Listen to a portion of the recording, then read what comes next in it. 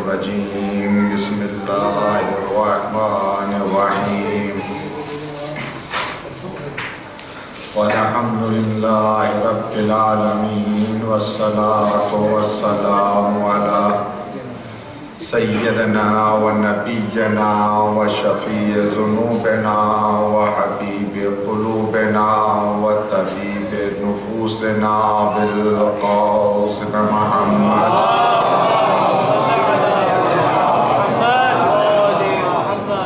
وعلى الطيبين الطاهرين المعصومين ولعنة الله على أعدائهم أجمعين من يومنا هذا إلى قيام يوم الدين وبعد يوم الدين أما بعد وقد قال الله تعالى وتبارك في كتابه الحكيم وهو أصدق الصادقين وقوله الحق بسم الله الرحمن الرحيم ذلك الذي يبشر الله عباده الذين آمنوا وعملوا الصالحات قل لا أسألكم عليه أجرا إلا المودة في القربى ومن يقترف حسنة نزد له فيها حسنا إن الله غفور شكور صلوات الله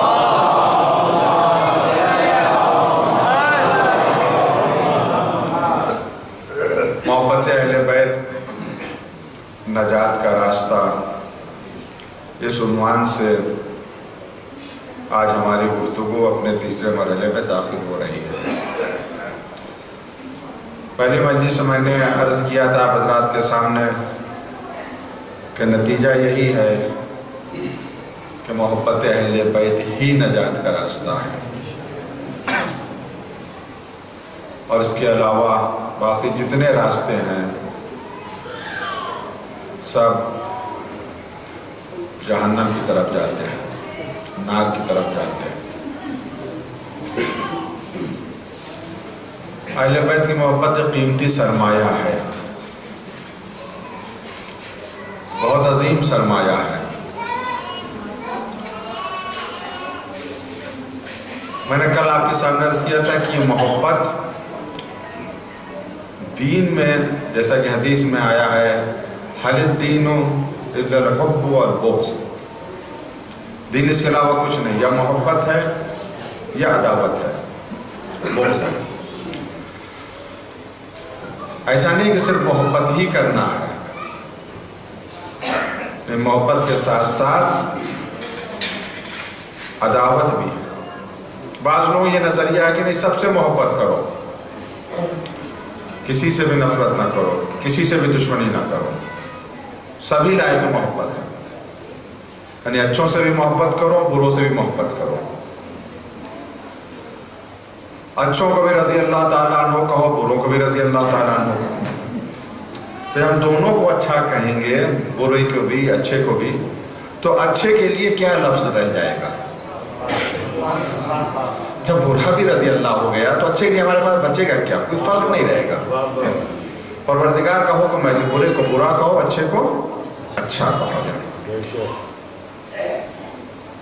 بعض لوگوں کا یہ نظریہ جیسا میں نے عرض کیا کہ سب سے محبت کرو، کسی سے عداوت نہ کرو، سب سے پیار کرو۔ بعض لوگ یہ کہتے ہیں ہمارا کوئی دشمن نہیں ہے، بعض لوگ کہتے ہیں ہمارا کوئی دشمن نہیں ہے۔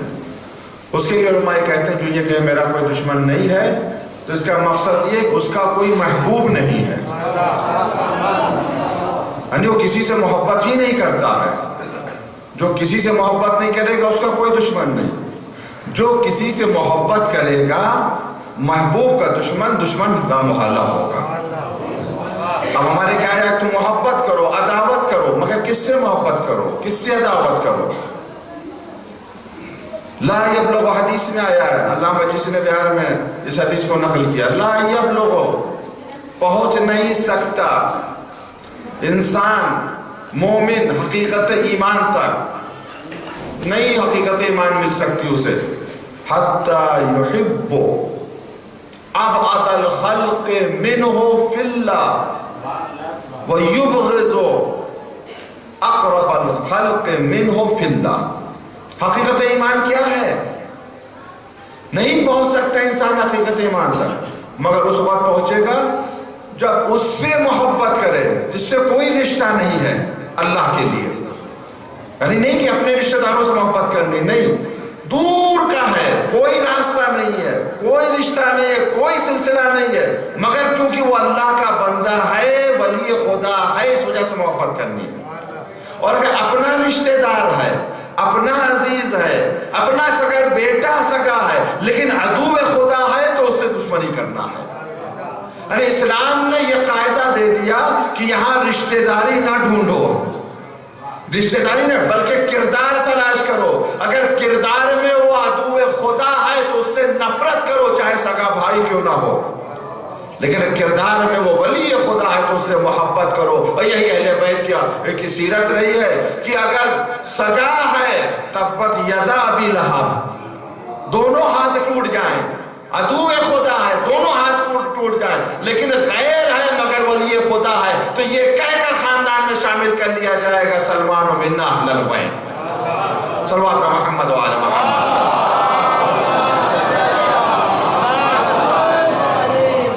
تو دشمنی اور محبت کا معیار وہ کیا ذات خدا ہے.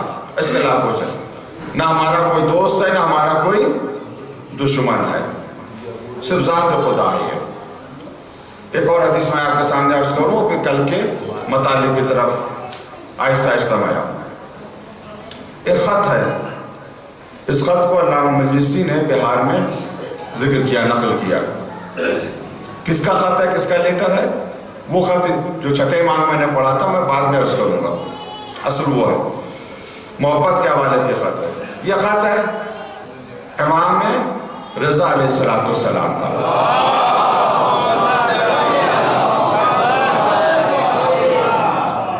اصفہان کا ایک گاؤں ہے کرمان، اس کا وہاں کا رہنے والا ایک شخص تھا، اس کے پاس یہ خط. اب نسخوں میں اختلاف ہے. ایک نسخے میں یہ آیا کہ علامہ نے تحریر کیا رائتہو، یعنی میں نے اس خط کو دیکھا. جو آٹھ امام کا خط ہے اسے میں نے دیکھا. خط کیا ہے؟ ایک شخص تھا جمالن، جیسے آج کل ڈرائیور ہوتے ہیں گاڑی چلانے والے، تو پہلے جمال ہوتے تھے اونٹ چلانے والے. ان کا کام تھا اونٹوں کو لے جانا، اس کا کاروبار کرتے. یہ جمال تھا. جب آٹھ امام علیہ السلام مدینہ سے خراسان آئے ہیں تو یہ جمالی کا کام کرتا تھا. وہ کانا من العامہ، یعنی یہ شیعہ نہیں تھا، امامت کا قائل نہیں تھا. خدمت کی اس نے امام کی. جب چلنے لگا تو اس نے امام سے کہا فرزند رسول شرفنی، مجھے بھی عزت عطا کریں، مجھے بھی کچھ دے. کہا کیا چاہیے؟ کہا ایک خط ہمیں دے دیں اتبرک بھی، تاکہ وہ میرے لیے بابرکت رہے.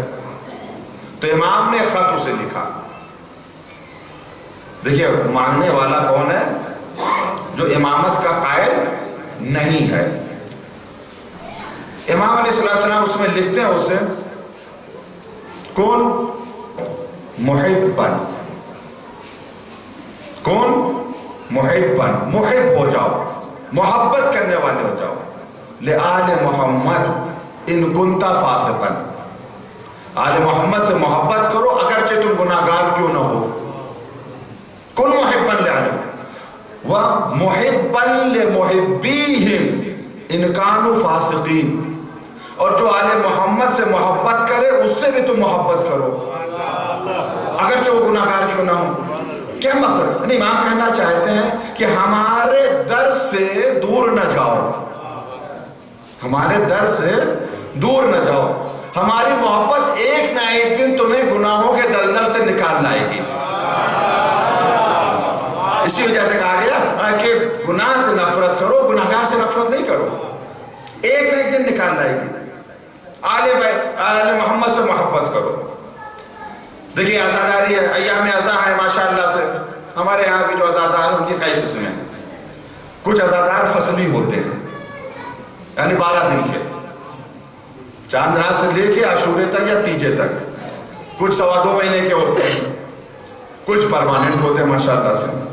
یہاں انشاءاللہ سب پرماننٹ ہوں گے انشاءاللہ. بعض کو تو ہم نے دیکھا ہے کہ صرف ایک دن کے عزادار ہوتے ہیں عاشور کے، بس صرف عاشور کے لیے آتے ہیں، اس کے علاوہ نہیں۔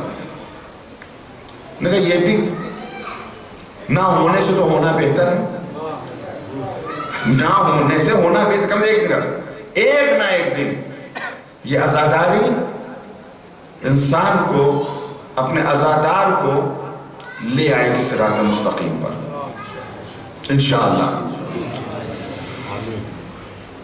یہ امام حسین کی جو محبت جو دلوں میں ہے یہ ضائع نہیں ہوگی ہے، نکالے متوجہ ہوگا انسان کہ ہم جس راستے پہ جا رہے ہیں وہ غلط راستہ ہے، غلط راستہ۔ ایک واقعہ آپ کو سنو، سچا واقعہ بالکل۔ آغا پناہ جان ایران کے بہت مشہور و معروف خطیب ہیں، عالم ہیں، بہت مشہور و معروف، انہوں نے یہ واقعہ کو پڑھا۔ لوگ ایک آیت اللہ کے پاس آئے، غالباً آیت اللہ خوانساری تھے، ان کا نام ذکر کیا، ان کے پاس آئے، کہنے لگے کہ ہمارے گھرانے میں ناک کٹانے والا جوان پیدا ہو گیا۔ کہا کیا؟ گنڈا، بدماش، چاقو باز، بعد میں چاقو، نہ جانے کتنے کو چاقو مارا، کتنے پریشان ہے محلہ سارا۔ یہاں کے زمانے میں نہ جانے کیا کہتے ہیں، بامبے کے زمانے میں اسے شاید بھائی کہتے ہیں، دادا جو بھی کہتے ہیں، گنڈا وہ ہو گیا، چاقو باز۔ آپ اسے نصیحت لاتے، لوگ جب نوجوان اولاد گمراہ ہو جاتی ہے تو باپ مولانا کے پاس آتا ہے، کاش ولادت سے پہلے مولانا کے پاس آ جاتے ہیں۔ دیکھیے ابتدا اگر بنیاد اگر آپ غلط ڈالیں گے تو بھی عمارت تو غلط ہوگی۔ وہ تربیت کی ابتدا ولادت سے پہلے کی ہے، جوانی میں نہیں ہے، ولادت سے پہلے کی تربیت کی۔ بہر اللہ تے گئے مولانا کے پاس، کہا آقا آپ بتائیے کیا کروں، بگڑ گیا لڑکا، کیا کروں میں، آپ اسے سمجھائیے۔ اگر کیا کرتا، کہا چاقو باز ہے، اٹھائیے ہے، گنڈا بدماش ہے۔ اگر کہا ہمارے سمجھانے کا کوئی اثر نہیں ہوگا، کہا پھر کیا کریں؟ کہا کسی طرح سے تم اسے کربلا لے جاؤ، اسے کربلا لے جاؤ، زری کے پاس پہنچا دو، اگر اس کی آنکھ میں آنسو آ جائے تو ہدایت مل جائے گی اسے۔ تو حسین کے در تک اسے پہنچا دو، اگر وہاں پہنچ کر یہ رو لے تو اسے ہدایت مل جائے گی۔ تو گھر والوں نے تیاری کی، آمادگی کی، اور کہا پہلے تو راضی نہیں ہوا، نہیں مجھے نہیں جانا ہے، کسی طریقے سے سمجھا کر بجھا کر اسے آمادہ کیا، لے کے آئے۔ اور کہتے بعد جیسا اس کا مزاج تھا ویسے ہی کسی طریقے سے اسے دروازے تک لے آئے۔ جیسے ہی دروازے کے اوپر پہنچتا ہے، زری امام حسین کو دیکھتا ہے، بدلنا شروع ہو جاتا ہے، آہستہ آہستہ قدم اٹھاتا زری تک پہنچتا ہے، اور جیسے زری کے نزدیک تک پہنچتا ایسے تڑپ کے رونے لگتا ہے جیسے کوئی بچہ بلک کر رو رہا ہے، اس طریقے سے بلک بلک کر رونے لگا۔ جب اس طرح سے رونے لگا تو بھائی چچا کوئی تھا، اس نے کہا تم وعدہ کرو امام حسین کے دربار میں کہ اب کوئی غلط کام نہیں کرو گے، میں تم سے وعدہ لے رہا ہوں یہاں اوپر، اب کوئی تم غلط کام نہیں کرو گے۔ اس نے وعدہ لے لیا، آ گیا واپس، ایران واپس آ گیا، ایک مجلس میں شرکت کرنے کے لیے آیا۔ گینگ وار ہر جگہ ہوتی ہے وہاں کے اوپر، دشمنوں کو موقع ملا، جیسے مجلس سے نکلا اس کے اوپر حملہ کر دیا، چاقو سے حملہ کر دیا، پیٹ میں چاقو مارا، لوگ لرز گئے، لوگ کانپ گئے، کتنے بڑے بدماش کے اوپر حملہ ہو گیا، اب تو کتنا خون بہتا ہے، کتنا بڑا جھگڑا ہوتا ہے۔ لیکن ایک مرتبہ یہ زمین سے اٹھا، ایک ہاتھ اس کا پیٹ کے اوپر ہے، اپنے دشمن کو دیکھتا اور کہتا ہے چلے جا یہاں سے، میں نے اپنے آقا سے وعدہ کیا ہے اب چاقو نہیں اٹھاؤں گا۔ حسین کی محبت ہے جو گناہگار کو کہاں تک پہنچا دیتی ہے، یہ عزاداری ہے۔ اس عزاداری کی بعض لوگ اصلاح کی کوشش کر رہے ہیں، بے شک اصلاح ہونی چاہیے عزاداری کی، معلوم ہے کہ خرافات ہماری عزاداری میں بہت آ گئے ہیں، لیکن اصل میں کہنے کا طریقہ ہوتا ہے میرے عزیزوں۔ امام خمینی رضوان اللہ تعالیٰ علیہ کیا فرمایا آپ نے؟ جو کچھ ہمارے پاس ہے وہ کربلا کا دیا ہوا ہے، یہی تو کہا جو کچھ ہے عاشور کا ہے، جو کچھ ہے سفر کا دیا ہوا ہے، یعنی انقلاب برکت عزاداری کی۔ تو یہی تو عزاداری امام خمینی کے زمانے میں ہوتی تھی، اسی عزاداری نے، اسی فرش عزا نے ہمیں خمینی جیسا رہبر دیا، اور آج خامنائی جیسا رہبر دے رہے ہیں۔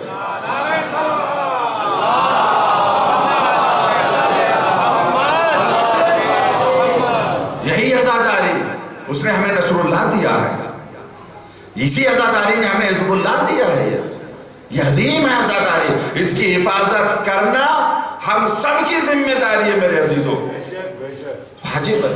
بعض لوگ کہتے ہیں کہ عزاداری مستحب ہے یا واجب ہے، واجب اور مستحب نہیں پڑھیں آپ، آج عزاداری واجب نہیں ہے، اوجب ہے، ایک واجب ہوتا ہے اوجب ہوتا ہے، واجب ہے اوجب واجب سے بڑھ کر، عزاداری واجب نہیں اوجب ہے، واجب سے بڑھ کر ہے۔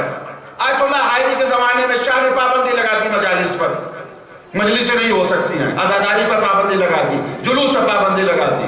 اب شیعوں میں ایک حیجان اور ایک بے چینی کہ عزاداری پہ پابندی لگا دی، جلوس کے بعد پابندی لگا دی۔ آقا بھی بڑے پریشان ہوئے، تو ایک صاحب آئے اور جب دیکھا آقا بہت پریشان ہے تو کہنے لگا آقا آپ کو پریشان ہونے کی ضرورت نہیں ہے۔ کہا کیوں نہ پریشان ہو؟ کہا آقا اس نے مستحب امر کے اوپر پابندی لگائی ہے، واجب سے تھوڑی روکا، واجب سے نہیں روکا، ایک مستحب امر کے اوپر۔ متوکل کا نام آپ نے سنا ہوگا، بنی عباس کا خلیفہ، 17 مرتبہ اس نے امام حسین کے روضے کو مسمار کیا، ایک مرتبہ نہیں 17 مرتبہ۔ کسی نے پوچھا تم مسجدیں بنواتے ہو، روضے شبیر کے دشمن کیوں؟ مساجدیں بنوا رہا ہے مگر کربلا گرا رہا، آخر تم کیوں اس روضے کو گرا رہے ہو؟ تو متوکل عجب جواب دیتا ہے، کہا مساجد بنواتا ہوں، لوگ آتے ہیں نماز پڑھتے ہیں سو جاتے ہیں، یہ مساجد ہماری حکومت کے لیے خطرہ نہیں ہے، اس وجہ سے مساجد بنا، لیکن کربلا ہماری حکومت کے لیے خطرہ ہے۔ جو جاتا ہے وہ طاقت لے کر آتا ہے کہ ظالم کے مقابلے میں کھڑے ہونا ہے ہمیں۔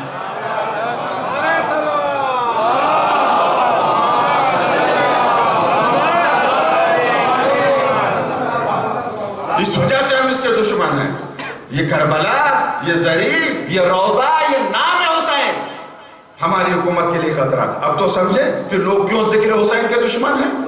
یہ بادشاہوں کے ایجنٹ ہیں، یہ بکے ہوئے قلم ہیں جو فتویٰ دے رہے ہیں، بادشاہوں کو تو اپنی بادشاہت بچانی ہے، لیکن اب دنیا بیدار ہو چکی ہے۔ تو کہا آپ کیوں پریشان ہیں؟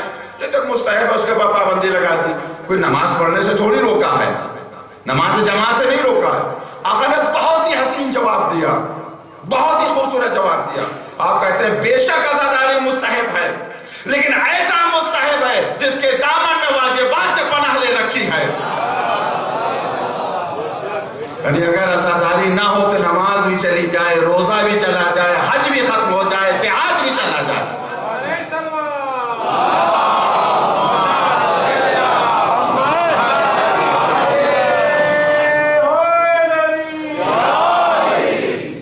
ایک بار تو صلوات پر محمد وعلیہ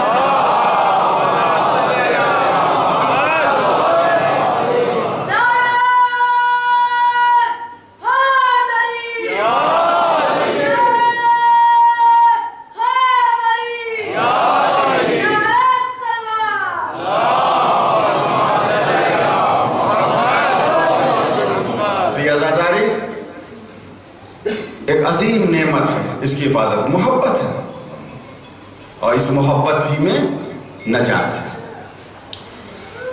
تو حضرات محترم، بہت ہی توجہ میں چاروں آج مطالعہ آپ کے سامنے پیش کرنے ہیں، کن حالات میں ہم یا کس زمانے میں ہم زندگی گزار رہے ہیں، کس راستے پہ ہم جا رہے ہیں، کس راستے پہ ہمیں جاننا چاہیے۔ میں نے بارہا عرض کی، آج پھر میں اپنے جملے کی تکرار کر رہا ہوں، ریپیٹ کر رہا ہوں، ہم راستہ بنانے کے لیے نہیں آئے ہیں۔ اہل بیت نے اپنے خون سے راستہ بنا دیا ہے، اس راستے پر چلنے کے لیے آئے ہیں۔ نیا راستہ بنانا ہماری ذمہ داری نہیں ہے، راستہ بنا ہوا ہے، اس کے اوپر چلنا۔ یہ جو آیت ہے، آیت قربہ، قُلْ لَا أَسْأَلُكُمْ عَلَيْهِ أَجْرًا إِلَّا الْمَوَدَّةَ فِي الْقُرْبَى۔ اب میں تشریح زیادہ نہیں کر سکا کہ حب کے کتنے معنی ہیں، کتنی اقسام ہیں، بغض کے کتنے اقسام ہیں، ادھر جانا بھی نہیں ہے، بہت سے مطالب رہ رہے ہیں، لیکن جو ضروری باتیں عرض کرنی ہیں۔ ایک اہم بات ہے، ایک لفظ محبت استعمال ہوتا ہے اور ایک لفظ مودت، یہ دو لفظ۔ مودت ود سے آیا ہے، الودود و اللہ کے اسماء الحسنی میں سے ایک اسم الودود ہے۔ کیا فرق ہے محبت اور مودت میں؟ محبت کسے کہتے ہیں اور اجر رسالت محبت نہیں مانگی گئی ہے. ہم لوگ تو کہہ دیتے ہیں محبت کرو ترجمہ، لیکن مودت مانگی گئی ہے. مودت اور محبت میں ایک فرق ہے. یہ فرق کہاں ظاہر ہوا؟ قرآن مجید کی ایک آیت اور ہے. اس آیت کی جب تفسیر کی علامہ طباطبائی نے، صاحب میزان اور دیگر علماء نے، تب انہوں نے اس فرق کو واضح کیا. آیت ہے من آیاتہ ان خلق لکم من انفسکم ازواجا. اللہ کی نشانیوں میں سے ایک نشانی یہ ہے کہ اس نے پیدا کیا من انفسکم، تم میں سے، تمہاری جنس سے، ازواجا تمہارا جوڑا، تمہاری بیوی. یعنی اللہ کی ایک نشانی ہے کہ اللہ نے تمہاری بیوی، تمہارے جنس یعنی انسان، اگر جناتن ہوتی تو کیا مشکل ہو جاتی، زندگی دوبار ہو جاتی. یہ اللہ کی نشانی ہے، اللہ کی علامت ہے. کیا؟ من آیا ان خلق لکم، تمہارے لیے، لکم تمہارے لیے پیدا کیا، من انفسکم ازواجا. کیوں پیدا کیا؟ لتسکنوا الیہا، تاکہ تمہارے لیے باعث سکون بنے. یہ قرآن کہہ رہا ہے کہ بیوی تمہارے لیے باعث سکون بنے. اور آج یہی سردرد بن رہی ہے. تو اس کا مقصد کیا ہے کہ ہم اس راستے پہ نہیں چل رہے ہیں جو اہل بیت کا ہے. یہ جو سردرد بن رہی ہے اس کا صرف یہی ہے کہ ہم نے راستہ چھوڑ دیا. جو اگر اس راستے پر چلتے تو لتسکنوا الیہا، تمہارے لیے باعث سکون ہوتی. عورت اللہ کی عظیم نعمت ہے. پوری ذمہ داری سے میں حدیث پڑھ رہا ہوں، شرح الاسلام دیگر کتابوں میں. اسلام کے بعد سب سے بڑی نعمت، اسلام کے بعد سب سے بڑی نعمت اگر مسلمان اس سے لطف اندوز ہوا ہے تو وہ بیوی ہے اس کی. حدیث میں آیا اس کی بیوی ہے، سب سے بڑی نعمت ہے. لیکن شرائط کے ساتھ، شرائط کے ساتھ یہ تو لتسکنوا الیہا. اب یہ ٹاپک نہیں ہے بیوی کا، اس کے لیے تو مستقل مجالس چاہیے. لتسکنوا الیہا، تاکہ تمہارے لیے باعث سکون بنے. وجعل بینکم مودۃ ورحمہ، تم دونوں کے درمیان پروردگار نے مودت اور رحمت کو پیدا کیا ہے، جعل کیا ہے، خلق کیا ہے. اس نقطے کو اگر ہم سمجھ لیں تو ساری مشکلات حل ہو جائیں. جعل، اللہ نے خلق کیا، بنایا ہے تمہارے درمیان کسے؟ مودت کو اور رحمت کو.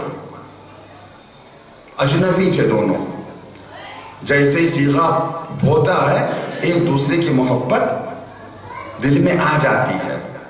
آ جاتی کیسے آ جاتی ہے؟ اپنے آپ آ جاتی ہے؟ نہیں، جعلا، خدا نے پیدا کیا اس مودت کو. فرق کیا ہے مودت اور محبت میں؟ دیکھیں، جب تک دل میں حب رہے تو اسے محبت کہتے ہیں.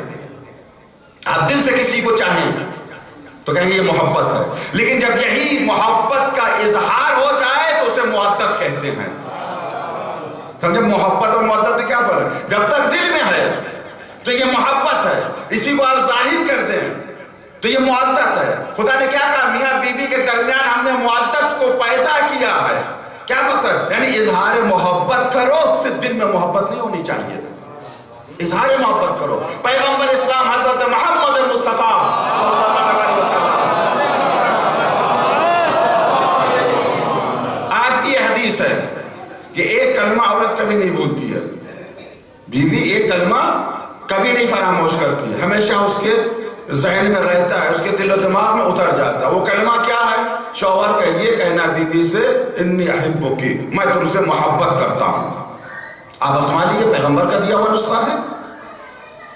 آئی فون گفٹ نہ کیجیے آپ کہ خوش ہو جائیں. نوٹ 4، نوٹ 5، نوٹ 7، آپ پیغمبر آزمائیں تو آپ. پیغمبر کی ہر کلمے میں صداقت ہے اور صداقت کے ساتھ اثر ہے. کتنا آسان نسخہ ہے. اپنی انا کو ختم کرتے ہیں. اصل میں مردوں کی انا سامنے آ گئی، ہم کیسے یہ کہیں گے انانیت ہے. یہ کہتے ہیں خدا تک پہنچنے کا راستہ میلوں کا نہیں ہے، خدا تک پہنچنے کا راستہ کئی ہزار کلومیٹر کا نہیں ہے، صرف 2 قدم کا ہے. پہلا قدم اپنے اوپر رکھو، دوسرا قدم قرب خدا تک پہنچ جائے گا. ختم کر دو اپنے آپ کو، اپنے انانیت. تو یہ مودت یعنی اظہار کرو، ظاہر کرو. اہل بیت سے محبت، اجر رسالت اہل بیت کی محبت نہیں ہے، مودت مانگی ہے.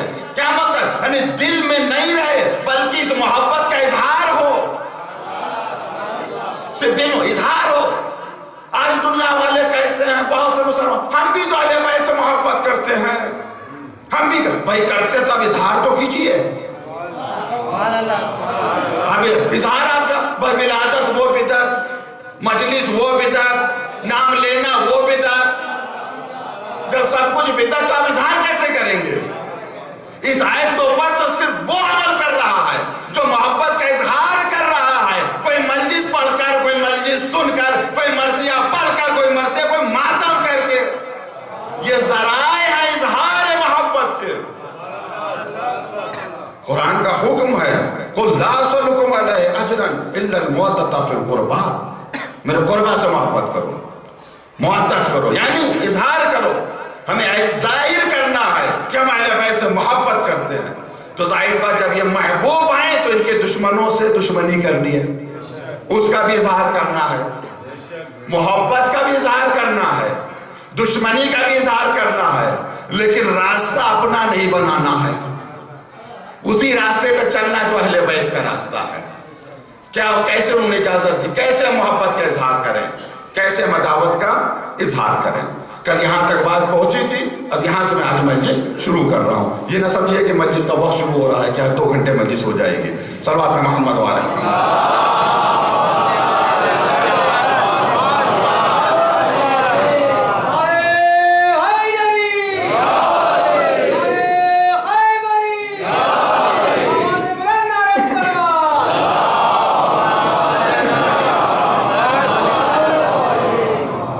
ایک جگہ کا واقعہ ہے, سچا واقعہ ہے بالکل. ایک صاحب گئے مجلس پڑھنے کے لیے, پڑھنا شروع کیا انہوں نے, ان کو جتنا یاد تھا سب پڑھتے رہے, وہ ایک ایک کر کے کھسکتے رہے سب لوگ, وہ پڑھتے رہے, اپنے سر جھکائے سب جاتے رہے.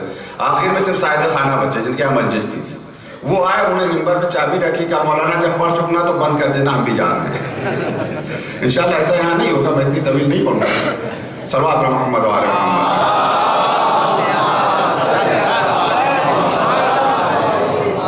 تو اظہار محبت اور اظہار عداوت اس کا ایک طریقہ. کل میں نے خط کا ذکر کیا تھا, یہ خط کس کا تھا؟ مصحف ناطق حضرت امام جعفر صادق علیہ السلام.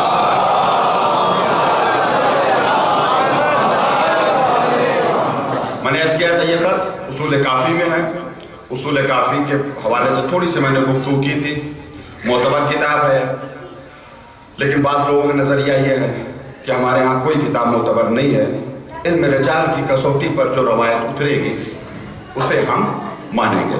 تھوڑی سی, حالانکہ مجالس میں ذکر نہیں ہوتا ہے, لیکن چونکہ خط بہت ہی اہم ہے اس وجہ سے میں سند کے حوالے سے تھوڑی سی گفتگو کرنا چاہتا ہوں. اس خط کی 3 سندیں ہیں. ایک سند یعنی طریقہ راستہ. اپنے بچوں کے لیے عرض کروں کہ ہم تو کہتے ہیں چھٹے امام نے یہ فرمایا, ہم کہاں سے ہمیں پتہ لگا کہ چھٹے امام نے یہ فرمایا؟ ہم تو نہیں تھے ان کے زمانے میں. ہم نے کہا کہ یہ کافی میں یہ حدیث ہے. کافی کس کی کتاب ہے؟ صفت الاسلام کلینی کی. یہ کتاب جو ہے وہ حقیقت میں وجود اس کا ہے, یعنی کافی کتاب ہے, لائبریری میں پرانے نسخے ان کے زمانے کے لکھے ہوئے. تو ہمارا یہ کہنا کہ کافی میں ہے یہ حدیث اور حدیث کافی میں ہے, تو اس کا مقصد یہ ہے کہ ہم نے حدیث کو گڑھا نہیں ہے, اپنی طرف سے بیان نہیں کیا. کافی میں یہ حدیث ہے. اچھا کافی کس کی ہے؟ محمد بن یعقوب کلینی کے. یہ 3ری صدی ہجری کے اور 4تھی صدی ہجری کے عالم ہیں. یہ بھی چھٹے امام زمانے میں نہیں تھے. انہیں کیسے پتہ لگا چھٹے امام نے یہ بیان کیا؟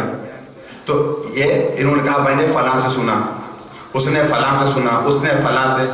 یہ سلسلے ہیں راویوں کے, کہیں 3 کہیں 4 کہیں 5. پھر آخر میں سلسلہ اس راوی تک پہنچتا ہے کہ جس نے امام سے حدیث کو سنا.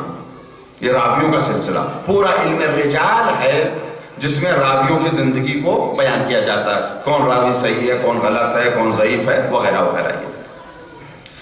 تو 3 اس کے طریق ہیں, اس 3 سندیں ہیں اس خط کے.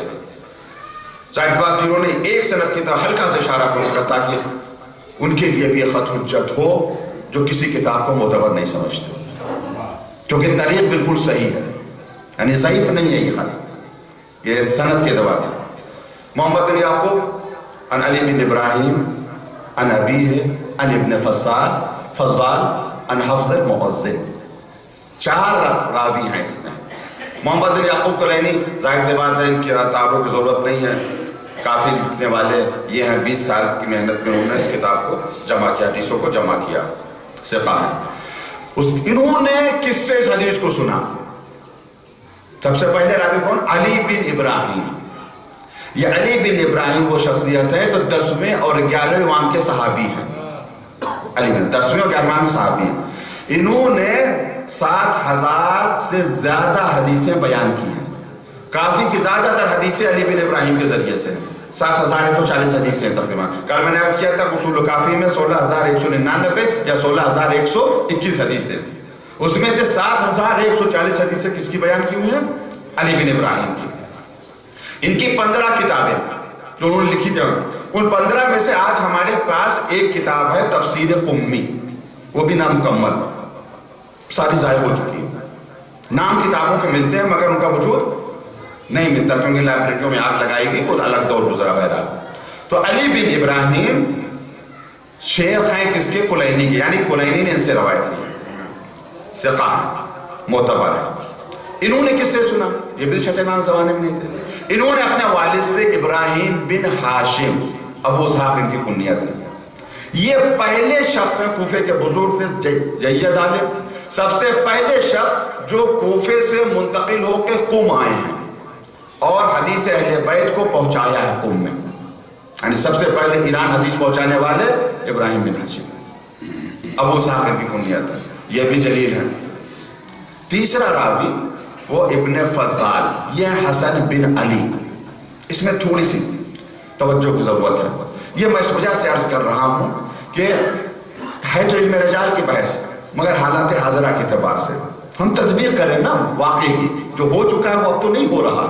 بس قرآن نے قصے بیان کیے، واقعات گزشتہ انبیاء کا، اس وجہ سے کہ مزے لے کر ہم قصے پڑھتے رہیں یا نہیں، ہم تلاش کریں کہ کون زمانے میں موسیٰ کا کردار ادا کر رہا ہے، کون سامری کا کردار ادا کر رہا ہے۔ ہم یہ دیکھیں نا کون زمانے کا موسیٰ ہے، کون زمانے کا سامری ہے، کون موسیٰ ہے، کون فرعون ہے، کون قارون ہے، کون ہارون ہے، اس وجہ سے بیان کیا ہے۔ تو یہ ابن فضال ایک خانوادہ، ایک فیملی ہے، جید فیملی گزری ہے، بڑے بڑے فقہاء اور محدثین اس فیملی میں۔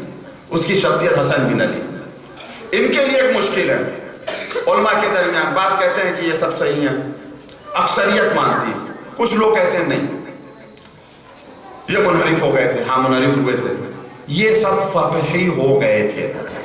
ایک فرقہ گزرا ہے فتحیہ تھے سب کے سب، بعد میں یہ موو ہو کے آئے ہیں امامت کی طرف، 7ویں 8ویں امام کی امامت کی طرف۔ یہ فتحی کون تھے؟ امام جعفر صادق علیہ السلام،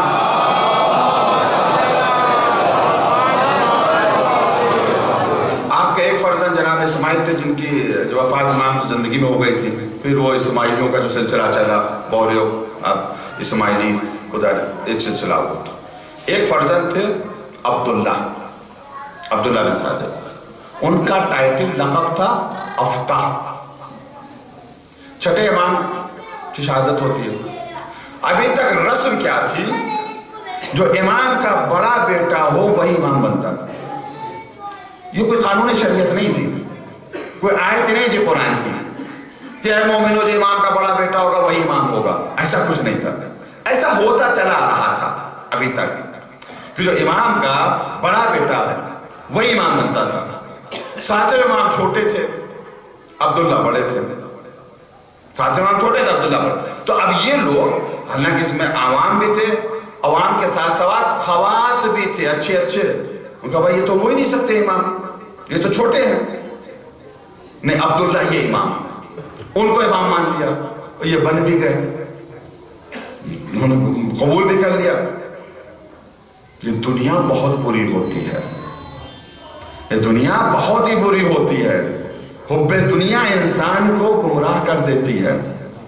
انہوں نے امامت قبول کر لیا، اب ان کو مان لیا، امام 7ویں امام کو نہیں مانا، ان کو مان لیا۔ تو چونکہ ان کا ٹائٹل افتح تھا تو ان کے ماننے والے فتح کہلائے، مگر اس فرقے کی عمر صرف 70 دنوں تک رہی بس۔ آج یہ تاریخ میں زندہ ہے، اس کا وجود نہیں ہے۔ کیوں؟ کیا ہوا؟ 70 دن کے بعد یہ خود مر گئے، ان کی کوئی اولاد نہیں تھی۔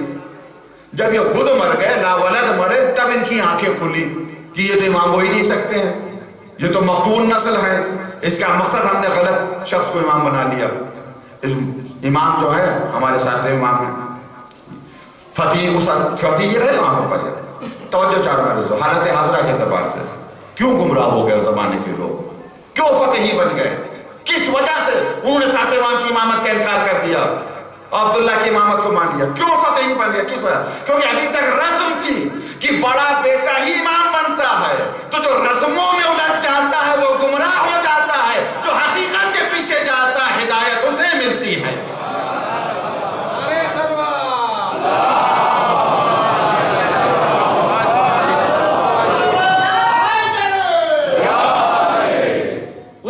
رسم و رواج میں وہ رسم و رواج قانون شریعت تو نہیں ہے، وہی منزل تو نہیں ہے کہ کو بدلا نہیں جا سکتا ہے۔ وہ اس طرح سے اگر رسم خلاف شریعت ہے تو رسم کو کبھی نہیں ماننا چاہیے۔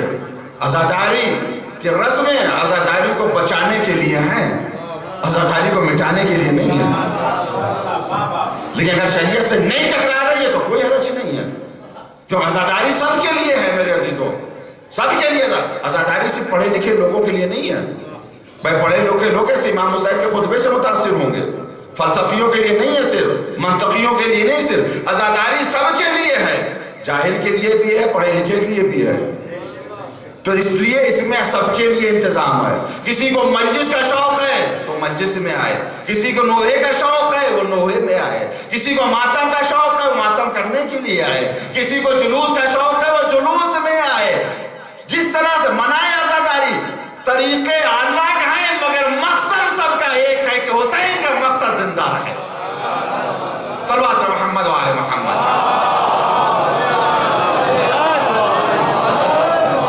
اس کے بعد حفظ مؤذن ہے، اور پھر اس کے بعد چھٹے امام سے یہ خط کو نقل کیا گیا ہے۔ یہ تو خط بالکل معتبر ہے، اس میں ذرہ برابر شک کی گنجائش نہیں ہے۔ اور کرم نے عرض کیا تھا کہ جب امام نے اس خط کو لکھا تو 4 حکم دیے تھے اپنے چاہنے والوں۔ ہمارا کیا حکم دیا تھا؟ بے مدارستہا، کسے پڑھتے رہنا، دراست یعنی دارسا یدارسو مدارستان باب مفاعلہ، اس سے کہتے ہیں جیسے لفظ ہوتا ہے ضربہ زید، عمر، زید نے عمر کو مارا، لیکن اگر اسے آپ اس طرح سے پڑھیں باب مفاعلہ میں ضربہ زید عمرن، تو اب یہ ترجمہ ہوگا زید نے عمر کو مارا، عمر نے زید کو مارا۔ دارسا یعنی ایک دوسرے کو پڑھانا، دو طرفہ، یعنی تم اس کو سبجیکٹ کی حیثیت سے اپناؤ، ایک دوسرے کو سمجھاؤ اس میں کیا ہے۔ دار بے مدارست ہے، والنظر فیہا، ایک ایک کلمے میں غور کرو، اس میں ایک ایک کلمے میں غور کرو، اس میں کیا ہے۔ وَتَعُدِهَا، تعہد کیا ہے؟ وَعِدْنَا إِلَىٰ إِبْرَاهِيمَ وَإِسْمَاعِيلَ أَن طَهِّرَ بَيْتِيَ لِلطَّائِفِينَ وَالْعَاكِفِينَ وَرُكِّعِ السُّجُودِ، ہم نے عہد لیا ابراہیم و اسماعیل سے کہ ہمارے گھر کو پاک رکھنا، طواف کرنے والوں کے لیے، رکوع کرنے والوں کے لیے، سجدہ کرنے والوں کے لیے۔ یہ ترجمہ نہیں کیا جائے گا پاک کرنا، پاک رکھنا بنانے والے ابراہیم و اسماعیل ہیں، یعنی استمرار طہارت، کنٹینیو رہے طہارت یہاں کو پر بھی، یعنی خط تمہارے درمیان رہے ہمیشہ، اسے بھولنا نہیں، والعمل بہا، اس پر عمل کرنا۔ اور صاحب کا طریقہ کیا تھا؟ یضعون فی مساجد بیوتہم، اپنے گھر کی مسجدوں میں اس خط کو رکھتے تھے۔ وَإِذَا فَرَغُوا مِنَ الصَّلَاةِ نَظَرُوا فِيهَا، اور جب نماز پڑھ چکتے تھے تو دیکھتے تھے، فیہا اس خط میں دیکھتے تھے، الہا نہیں ہے، ہم لوگ الہا کی طرف چلے گئے، فیہا اس خط میں کیا لکھا ہوا ہے۔ دیکھیں ہمارے عبادت کا طریقہ کتنا اچھا ہے، کچھ رسم و رواج کتنی خوبصورت ہے ہماری، ہو سکتا ہے اس کے پس منظر میں کوئی حدیث بھی ہو۔ وہ کیا؟ ہر نماز کے بعد آپ زیارت پڑھتے نہیں پڑھتے؟ ہر نماز کے بعد آپ زیارت پڑھتے نہیں پڑھتے؟ یہ زیارت کیا ہے؟ ہر نماز کے بعد ایک عہد ہے امام حسین علیہ السلام سے، یہ سلام نہیں کر رہے ہیں، تجدید عہد کر رہے ہیں، تجدید عہد کر رہے ہیں۔ کس بات کا عہد کر رہے ہیں؟ مولا جس راستے پر آپ چلے ہیں اسی راستے پر ہم چلیں گے۔ زیارت اس وجہ سے تو تعہد رکھتے تھے اس طریقے سے۔ اب آئیں مضمون کی طرف، اس خط کا مضمون کیا ہے؟ ذہن میں رہے اظہار محبت و اظہار ادا، اس کا طریقہ کیا ہونا چاہیے۔ لیکن ظاہر خط پڑھا ہے تو ابتدا کی چیزیں بھی مجھے پڑھنی ہیں تاکہ اصل موضوع کی طرف میں آؤں. بسم اللہ الرحمن الرحیم. خط یہاں سے شروع ہو رہا ہے. میں نے کہا 2.5-3 صفحے کا یہ خط ہے. ایک خط کے اوپر پڑھا جائے تو کم سے کم 4-5 حصے پڑھ سکتا بڑے آرام سے اس خط کے اوپر. یہ معصوم کا کلام ہے, نظر انداز کر دیا گیا میرے عزیزوں. آج جو ہمارے یہاں گمراہی نظر آ رہی ہے اس کی وجہ کیا ہے کہ دوا لے کے چل رہے ہیں, چوم رہے ہیں, چاٹ رہے ہیں, مگر کھا نہیں رہے ہیں. آ جاتے ہیں یہاں پر, آئیے بوسہ لیجیے اس کا ذریعہ کا, کسی نے نہیں منع کیا, انشاءاللہ ثواب. علم کا بوسہ لیجیے, چومیے, کسی نے نہیں منع کیا. احترام ہے, حضرت عباس کی طرف منسوب احترام, اس کا ثواب. لیکن اس بوسے کا معنی کیا ہے, اس پر تو غور کریں. کیوں چوم رہے ہیں ذریعہ, کیوں علم کو چوم رہے ہیں؟ کبھی سوچا ہے؟ آئے بچوما اور چلے گئے جا کر. مقصد کیا ہے چومنے کا, ہدف کیا ہے چومنے کا؟ مقصد و ہدف یہ ہے, یہ بوسہ نہیں دے رہے علم کو. ہم تو کربلا میں تھے نہیں, پہلے بیعت کی جاتی تھی. ہم کربلا میں تھے نہیں, یہ بوسہ نہیں دے رہے, یہ حقیقت ہم بیعت کر رہے ہیں. ہم ایک عہد کر رہے ہیں, بیعت کر رہے ہیں کہ جس راستے پر آپ چلے تھے اسی راستے پر ہم بھی چلیں گے. یہ عزیزان محترم, تو یہ رسم و رواج صحیح ہے اس طریقے سے. تو امام علیہ السلام نے آگے بسم اللہ الرحمن الرحیم, خط یہاں سے شروع ہوتا ہے. فَاسْأَلُوا اللَّهَ رَبَّكُمْ الْعَافِيَةَ, اپنے رب سے سوال کرو عافیت کا. پہلا ایمان کا, اپنے رب سے سوال کرو عافیت کا. عافیت کسے کہتے ہیں؟ لغت میں نے دیکھا عافیت کے معنی ہے صحت جسمانی کے, یعنی جسم صحیح ہو, سالم رہے. یہ یعنی پہلا حکم یہ امام کا کہ تم اپنے رب سے سوال کرو کہ تم صحیح رہو, جسمانی طاقت تمہارے اندر برقرار رہے. جب جسم کمزور ہو جائے گا تو تم کیا خدمت کرو گے؟ کیا گھر والوں خدمت کرو گے؟ کیا دین کی خدمت کرو گے؟ سب سے پہلے عافیت کا سوال کرو. بہت بڑی نعمت ہے عافیت. جب تک رہتی ہے انسان اس کی قدر نہیں کرتا, جب چلی جاتی ہے تب قدر کرتا ہے. بوڑھا ہو گیا انسان, اب سوچ اس سے پوچھے کہ طاقت کیا ہوتی ہے. جب تک رہتی چل رہا ہے انسان, احساس نہیں کہ پروردگار نے طاقت دی ہے. جو نہیں چل سکتا اس سے پوچھو کہ چلنے کی طاقت نعمت کیا ہے. فَاسْأَلُوا اللَّهَ رَبَّكُمْ, اپنے رب سے سوال کرو, عافیت کا سوال کرو. لیکن اگر ہم دیکھیں تو یہ لفظ عافیت اس کے معنی بہت وسیع ہیں, اس میں ہر طرح کی عافیت ہے. ہم ایک دعا کے سامنے عرض کر رہے ہیں جو سجدے میں پڑھی جاتی ہے, یا ولی العافیہ, اللہ کو پکارتے ہیں یا ولی العافیہ, اے ولی عافیت. نسألک العافیہ, ہم تو اس سے مانگ رہے ہیں عافیت. عافیت الدین دنیا والآخرہ, ہر جگہ کی عافیت مانگیں, یعنی دین بھی ہمارا سالم رہے, دنیا بھی سالم رہے, آخرت بھی سالم رہے. یہ عافیت. فَاسْأَلُوا اللَّهَ رَبَّكُمْ عافیہ. اور عافیت ایک مستقل ٹاپک ہے, ادھر نہیں جانا, مجھے جلدی سے اشارہ کر کے اصل موضوع کی طرف آنا. فَاسْأَلُوا اللَّهَ رَبَّكُمْ, اپنے رب سے سوال کرو عافیت کا. اس کے بعد امام نے کیا حکم دیا؟ پہلا حکم علیکم. لفظ علیکم جب آتا ہے تو آرڈر کے معنی, حکم کے معنی, آرڈر دیا جا رہا ہے تمہیں, یہ کام تمہیں کرنا ہے. علیکم بالحیا, تمہاری ذمہ داری یہ ہے کہ تم حیا کو اختیار کرو, بے شرم نہ ہو.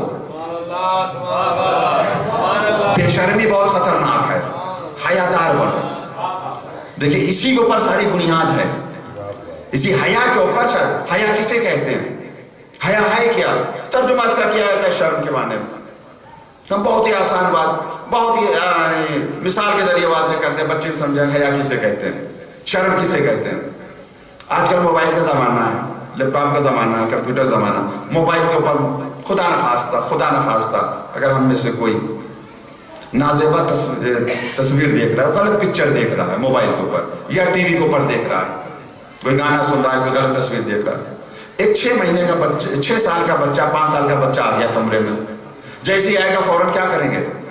چینل چینج یا بند. کیوں بند کر دیا؟ شرم آ گئی. کس سے؟ 6 سال کے بچے سے. یہ ہمیں نہ دیکھیں گے یہ گندی تصویر دیکھتے ہوئے. جتنا انسان ایک 6 سال کے بچے سے شرما رہا ہے, اتنا اگر اپنے رب سے شرمائے.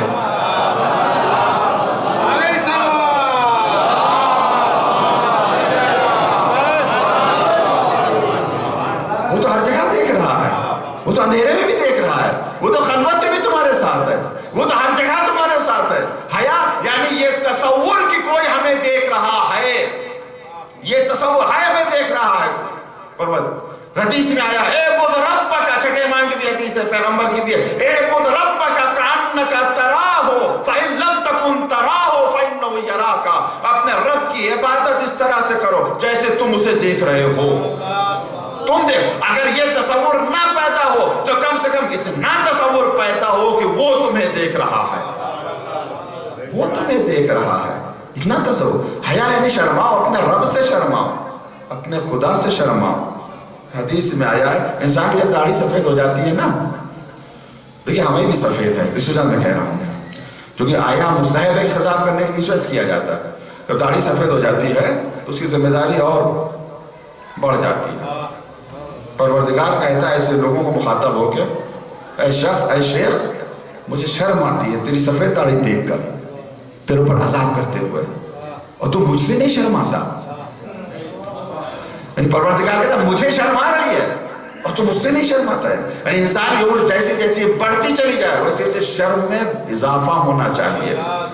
لیکن معاملہ بالکل الٹا ہو گیا ہے. کہیں کہیں معاملہ بالکل، اس کا کیا مطلب؟ راستہ بدل گیا میرے عزیزوں. شرم کرو، حیا کرو، یہ دین ہے، دین کا جز ہے حیا، ایک حصہ ہے حیا. جس کے پاس حیا نہیں ہے اس کے پاس دین نہیں ہے. بے دین ہے وہ شخص جو بے شرم ہے، بے دین ہے. زینت ہے دین کی. حجت الوداع کے موقع پر پیغمبر اسلام حضرت محمد مصطفیٰ صلی اللہ علیہ وسلم آپ نے فرمایا لا يدخل الجنہ یا لا يدخل فی الجنہ الا من کان مسلما، جنت میں نہیں داخل ہوگا مگر وہ جو مسلمان ہو. پیغمبر نے کہا، سن لیا سب نے. ایک کھڑا ہو گیا، اس نے پوچھ لیا یا رسول اللہ مال اسلام، اسلام کیا ہے؟ وہ کون پوچھنے والا تھا؟ جناب ابو ذر تھے. وہ بھی سمجھ رہے تھے کہ حقیقت اسلام کچھ اور ہے. پیغمبر نے کہا جنت میں نہیں جائے گا مگر وہی جائے گا جو مسلمان. یا رسول اللہ مال اسلام، اسلام کیا ہے؟ پیغمبر فرماتا الاسلام عریان، اسلام برہنہ ہے، اسلام ننگا ہے، یعنی لباس نہیں اسلام. الاسلام لباسہ التقوی، اسلام کا لباس تقوی ہے. تقوی کسے کہتے ہیں؟ واجب پر عمل کرنا، حرام سے بچنا. تو جہاں واجب پر عمل نہیں ہو رہا ہے، حرام سے بچا نہیں جا رہا، وہاں اسلام تو ہے مگر لباس نہیں ہے.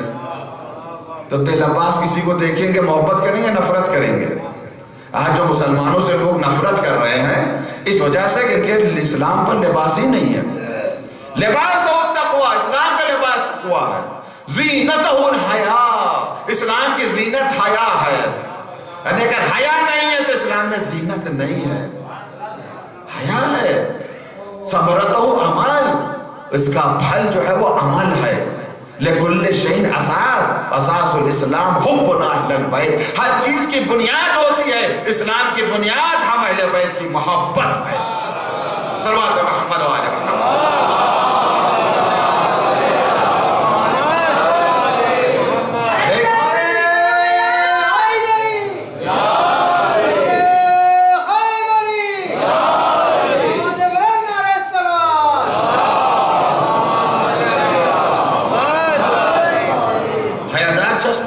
پسند کرتا ہے. کچھ قیدیوں کو گرفتار کر کے پیغمبر کے پاس لایا گیا. پیغمبر نے حکم دیا سب کو قتل کر دیا جائے. حکم دیا آپ نے، ایک کو چھوڑ دیا آپ نے. سب کے قتل کا حکم، ایک کو چھوڑ دیا. جسے چھوڑا وہ حیران پریشان ہے. یا رسول اللہ، رسول تو نہیں کہا، اس نے نام لیا پیغمبر کا، یا محمد کیوں آپ نے مجھے چھوڑ دیا؟ لماذا تقتلنی، کیوں مجھے چھوڑ دیا؟ آپ نے کہا اخبرنی جبرائیل انا فیکا خمس خصال یحب اللہ ورسولہ. جبرائیل نے ہمیں خبر دی ہے تیرے اندر 5 اچھی باتیں ہیں جن سے اللہ اور اللہ کا رسول محبت کرتا ہے. 5 اچھی باتیں. کہا کیا؟ قال غیرۃ الشدید علی اہلک، تو بہت ہی باحیا ہے، بہت شرم کرنے والا ہے، بہت غیرت دار ہے، سخی ہے، شجاع ہے، سچا ہے، اچھا اخلاق ہے تیرا. یہ صفات ایسی ہیں جس کی وجہ سے اللہ نہیں تو ہم نے تو کو چھوڑ دیا. فوراً اسلام لیا آتا ہے. یہ اسلام تلوار سے پھیلا یا کردار سے پھیلا؟ فوراً. اور صرف نہیں کہ اسلام لیا، پیغمبر کے ساتھ رہا یہاں تک کہ شہید ہو گیا. تو حیا ایسی صفت ہے کہ اگر کوئی کافر ہو تو اس سے بھی فائدہ مل جاتا ہے. صلوات محمد و آل محمد.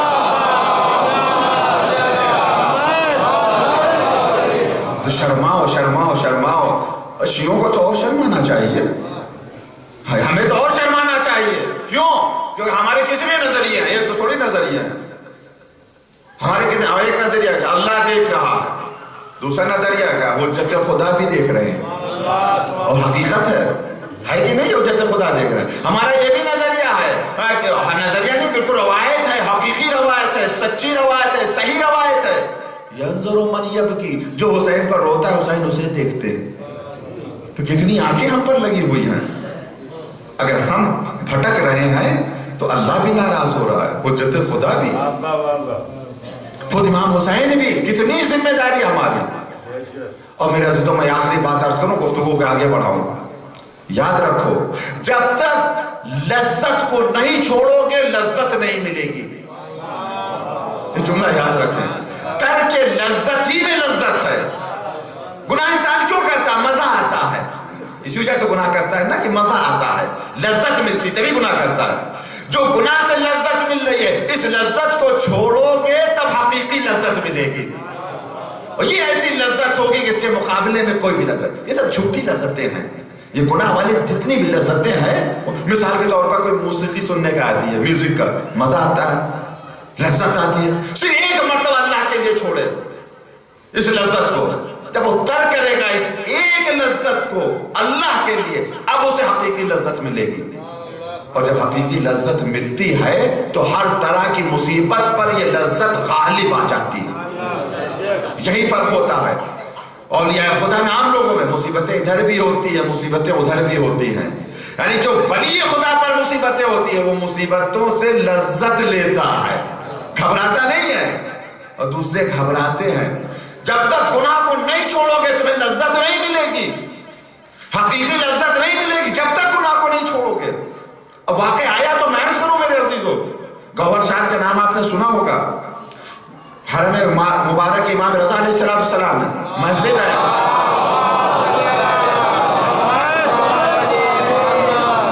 وقت ہو گیا 52 منٹ اور میں بات کی اپنی وہاں آ بھی نہیں پایا جو مجھے عرض کرنی. واقعہ سن لے. گوہر شاہد شہزادی اپنے زمانے مسجد بنی، مسجد گوہر شاہد حرم میں 8 امام کے لوگ جاتے ہوئے نماز پڑھتے. اس نے اپنی دیکھ ریکھ میں اس مسجد کو بنوایا تھا. مزدوروں کے لیے شرط تھی کہ تمہیں کام کرنا ہے باوضو کام کرنا ہے، مزدوری کرنا باوضو. ایک انجینئر تھا، ایک محدث تھا وہاں پر کام پہرا لوگ تو آتی تھی وہ خود نگرانی کرنے کے لیے. جوان تھا یہ محدثی انجینئر. ایک مرتبہ نظر پڑ کے اس کی محبت دل میں آ گئی، گھبرا گیا، چلا گیا، بیمار پڑ گیا. اس نے دیکھا اب نہیں گئی. جب کئی دن تک اس نے دیکھا کہ وہ انجینئر نہیں آیا تو معلوم کیا کہا وہ بیمار ہے. اطلاع بھیجی، کہا مجھے نہیں کام کرنا.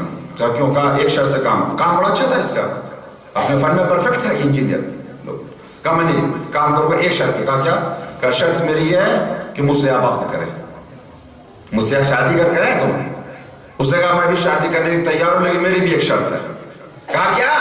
کہا 40 دن تک نماز شب پڑھو میں تم سے وقت کر لوں. کہ یہ کون بڑی بات ہے، یہ کون 40 دن کی تو بات ہے. نماز پڑھنا شروع کیا اس نے. 40 دن ہو گئے، ابھی انتظار کر رہی. 41 دن 42 دن بھی نہیں. پیغام بھیجا آؤ میں تیار ہوں وقت کرنے کے لیے. کہا مجھے نہیں چاہیے، مجھے میرا معشوق مل گیا ہے.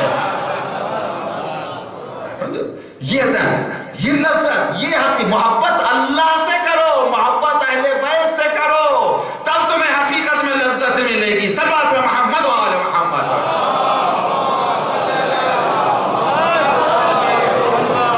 ترک لذت میں ہی لذت ہے جان محترم. تو علیکم بالحیا، تمہاری ذمہ داری ہے کہ تم حیا کو اپنا شعار بنانا. اس کے بعد علیکم بالطاعت والوقار والسکینہ، تمہاری ذمہ داری ہے کہ تم باوقار رہنا، بالطاعت اطمینان سے رہنا، سکون سے رہنا. یہ تمہاری ذمہ داری ہے. یہ کون کہہ رہا ہے؟ چھٹے امام کہہ رہے ہیں وقار اطمینان اور سکون. وقار کسے کہتے ہیں؟ ایک انسان کی ظاہری شکل ہوتی ہے، اسے وقار کہتے ہیں. ایک انسان کی باطنی شکل، اسے سکون و اطمینان سے تعبیر کیا جاتا ہے. باوقار رہو.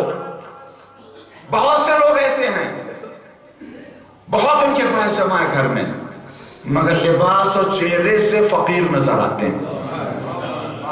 وہ معلوم ہوتا ہے کہ کئی دن سے کھانے ہی نہیں کھایا، اور گڈی جمع کی چلے جا رہے ہیں، جمع کی چلے جا رہے ہیں. فقیر کے لیے کیا ملتا ہے؟ یہی شو زندگی گزارتا فقیروں کی طرح، حساب دے گا بڑے آدمیوں کی طرح. فقیروں کی طرح زندگی گزارتا ہو، حساب دے گا بڑے آدمیوں کی طرح. وقار سے رہو تم، خدا نے دیا ہے بہترین لباس پہنو، کس نے منع کیا؟ لیکن حلال کی کمائی سے، حرام کی کمائی سے نہیں. حلال بہترین سواری تم. امام حسن مجتبیٰ علیہ السلام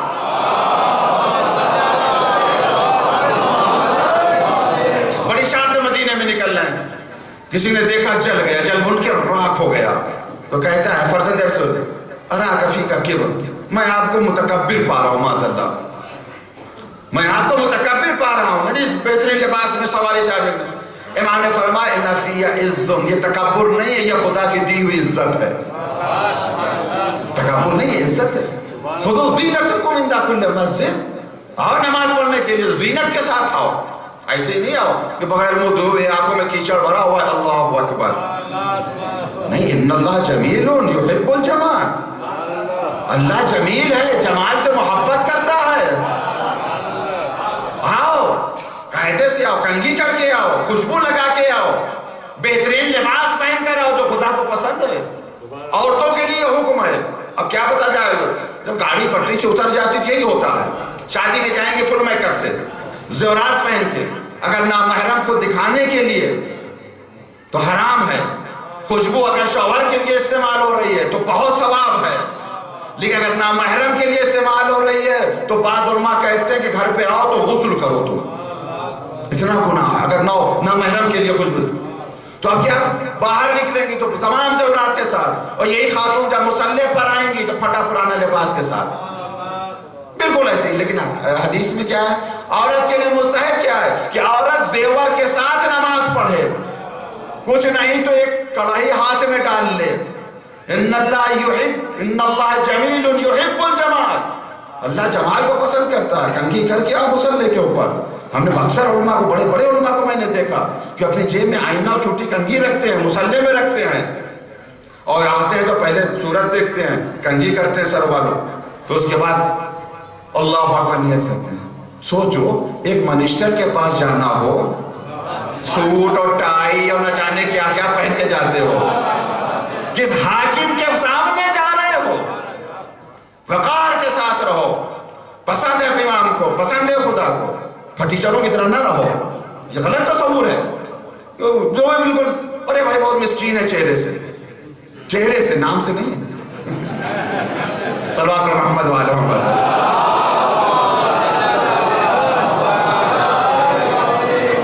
ایسے نہیں لوگ، شاندار طریقے سے رہو، عزت بن کے رہو. تم امام فرماتے ہیں کونوا لنا زینن ولا تکونوا علینا شینا، میرے لیے باعث زینت بنو، میرے لیے ایسے نہ بنو کہ تم بدنامی کا سبب بنو. کیا مقصد؟ یعنی ہم سے یہ چاہتے تم ایسے بنو جب سماج میں پہنچو، سوسائٹی میں جاؤ، جب تمہیں لوگ دیکھیں تو یہ کہیں جب ماموم ایسا ہے تو امام کیسا ہوگا. صلوات محمد وعلی محمد.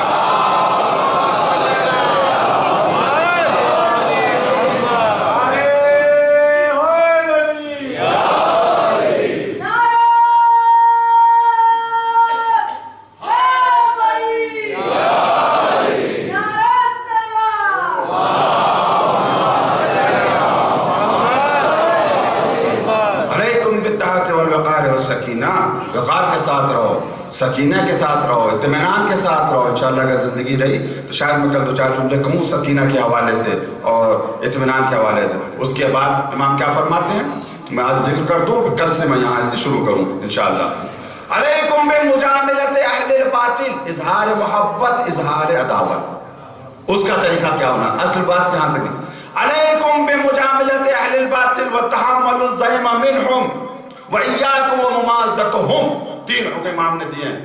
تمہارے لیے ضروری ہے جو اہل باطل ہیں تمہارے علاوہ، جو اہل باطل ہیں ان کے ساتھ ادب سے پیش آنا، مجاملہ، تجمل، جمیل، خوبصورتی، اچھے طریقے سے. یہ امام فرما رہے ہیں تمہاری ذمہ داری یہ ہے تم اہل باطل کے ساتھ تہذیب سے، تمیز سے پیش آنا، انہیں گالی نہیں دینا، ان سے ساتھ بد اخلاقی نہیں کرنا. تحمل الزیم منہم، وہ اگر تمہیں ستائیں، وہ اگر تمہیں پریشان کریں تو تم برداشت کرو. چھٹے امام کہہ رہے ہیں وہ اگر تمہیں ستائیں تو تم برداشت کرو. وَإِيَّاكُمْ وَمُمَازَتُهُمْ، ہرگز ان سے جھگڑا نہیں کرنا، ہرگز ان سے جھگڑا نہیں کرنا. جھگڑا کرنے کے لیے منع کیا گیا. حدیث میں آیا مثلا لا تماز جارک، اپنے پڑوسی سے جھگڑا نہ کرو، فإنه يبقى ويذهب الناس، وہ رہے گا لوگ چلے جائیں گے. کہاں سے لوگ اس مجلس میں آئے ہیں، دور دور سے. اب یہاں کے رہنے والے پڑوس میں کوئی شخص ہے، اس سے جھگڑا کر لیں ہماری وجہ سے تو رضا حیدر تو چلے جائیں گے 2 دن کے بعد، لیکن پڑوسی تو ہمیشہ رہے گا، وہ تو جانے والا نہیں ہے. تو حدیث کیا کہہ رہی ہے کہ لوگ تو چلے جائیں گے، پڑوسی تمہارا رہے گا. تو لوگوں کے لیے اپنے پڑوسی سے جھگڑا نہ کرو، لا تماز سے. تو جھگڑا 3 حکم دیے ہیں، 3 آرڈر دیے ہیں امام علیہ السلام نے یہاں کو پر. کیا؟ پہلے بات مجاملہ، یعنی اہل باطل کے ساتھ تو بہت اچھی طریقے سے پیش آؤ، اچھے اخلاق سے پیش آؤ. اگر وہ ستائیں تو تم برداشت کرو، صبر کرو، ان سے کبھی جھگڑا نہ کرو. پھر ہم کیا کریں؟ تو ان سے جھگڑا نہ کریں، انہیں ستائیں نہیں، تو ہم کس طریقے سے زندگی گزاریں؟ کرنا ہمیں کیا ہے؟ کیا کریں ہم؟ امام فرماتا دین فیما بینکم و بینہم اذا انتم جالستموہم خالدتموہم نازعتموہم الکلام فإنه لا بد لکم من مجالستہم و مخالطتہم و منازعتہم الکلام بالتقیہ. یہ امام کا حکم. کیا؟ جب تم ان کے ساتھ رہو، اٹھو بیٹھو، اٹھنا بیٹھنا ضروری ہے تمہارا. یہ نہیں ہے کہ تم ان سے قطع تعلق کر لو، نہیں، ضروری ہے تمہارے لیے ان کے ساتھ بیٹھنا، اٹھنا، بولنا، چالنا، کلامی گفتگو کرنا، وہ بھی ضروری ہے تمہارے لیے. منع نہیں کیا ہے، بیٹھو ان کے ساتھ، جاؤ بولو. تو ہم کریں کیا؟ جھگڑا ان سے نہیں کریں، تہذیب و تمیز سے پیش آئیں، ستائیں نہیں. وہ اگر ستائیں تو ہم صبر کریں.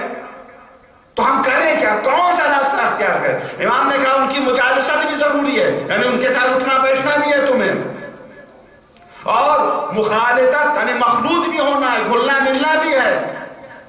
کلامی جاتا ہے جب بیٹھو گے تو بات ہوگی، کلامی گفتگو ہوگی، بحث و مباحثہ ہوگا. تو تمہیں کیا کرنا ہے؟ کون سا راستہ کرنا؟ بالتقیہ، تمہیں تقیہ کا راستہ اپنانا ہے. یہ حضرات محترم، تمہیں تقیہ کا راستہ اپنانا. انشاءاللہ اگر زندگی رہے تو کل سے میں شروع کروں گا کہ کس طریقے سے اظہار محبت کریں، کیسے اظہار ہے. جو طریقہ امام نے بتایا، التقیہ دینی و دین و آبائی، تقیہ میرا دین ہے اور میرے آبا و اجداد کا دین ہے.